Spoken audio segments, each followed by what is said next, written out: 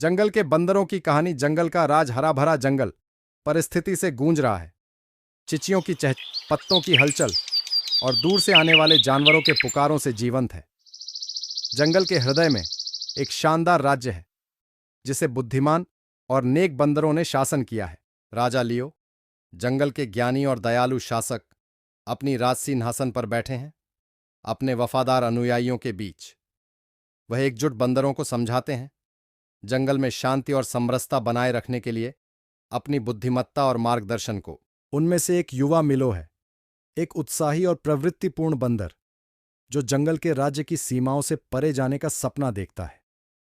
अपने वरिष्ठों की चेतावनियों को नजरअंदाज करते हुए मिलो कुछ खोजने के लिए उत्सुक है और एक साहसी यात्रा पर निकलने का निश्चय करता है। निषिद्ध जंगल। अपने वरिष्ठों की चेतावनियों को नजरअंदाज करते हुए मिलो निषिद्ध जंगल में प्रवेश करता है। एक रहस्यमय और खतरनाक स्थान जो काले प्राणियों द्वारा भूतों से भरा होने की अफवाह है। अप्रत्याशित माहौल के बावजूद मिलो आगे बढ़ता है। जिज्ञासा को पूरा करने के लिए जंगल के रहस्यों का पता लगाने की इच्छा है।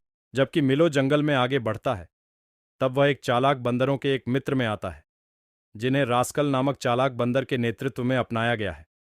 शुरू में मिलो रास्कल और उसके साथी का संपर्क सावधानी से करता है, लेकिन फिर रास्कल और उसकी गणमाला उसे दोस्त बनाती है जो उसे जंगल के छुपे हुए चमत्कारों को दिखाने के लिए प्रस्तुत करते हैं। रास्कल की धूर्तता के बावजूद मिलो को निगरानी में कुछ अजीब सा लगता है और वह अपने नए मित्रों के वास्तविक उद्देश्यों का सवाल करता है।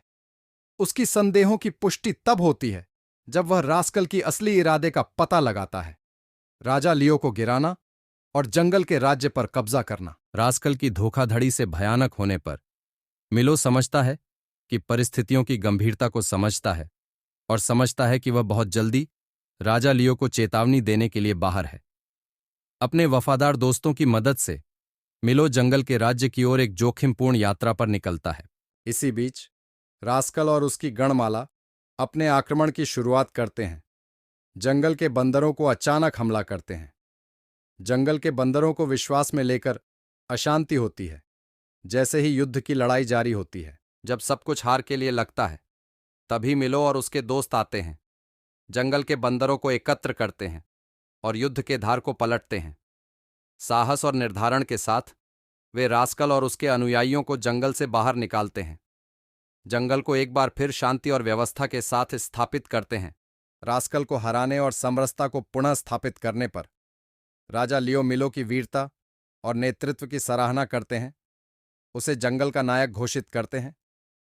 राजा के शब्दों से प्रभावित होकर मिलो जंगल और उसके निवासियों की सुरक्षा के लिए अपनी पूरी शक्ति और बुद्धिमत्ता के साथ वायदा करता है। जंगल के बंदरों की जीत के साथ मिलो अपनी यात्रा और उसने जोखिम और सीख की अहमियत को सोचता है।